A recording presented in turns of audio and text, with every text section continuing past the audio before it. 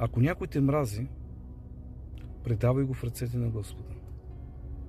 Ако някой злоупотребява с тебе, предавай го в ръцете на Господа. Ако някой те манипулира, предавай го в ръцете на Господа. Ако някой по някакъв начин те наранява и се държи с тебе арогантно, предавай го на Господа. Ако някой се опита да те излъже, да те измами, предавай го в ръцете на Бога. Защото ще ви кажа какво ще се случи.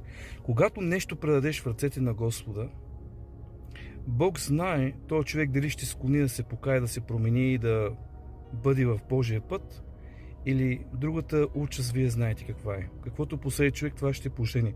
Но когато е в ръцете на Господа, Божия гняв пламва. Особено, ще ви кажа още нещо. Особено когато някой го е направил към сирака, когато го е направил към вдовицата, когато го е направил към чужденеца. Нека Господа ни благослови да внимаваме какво правиме и пред кого го правиме.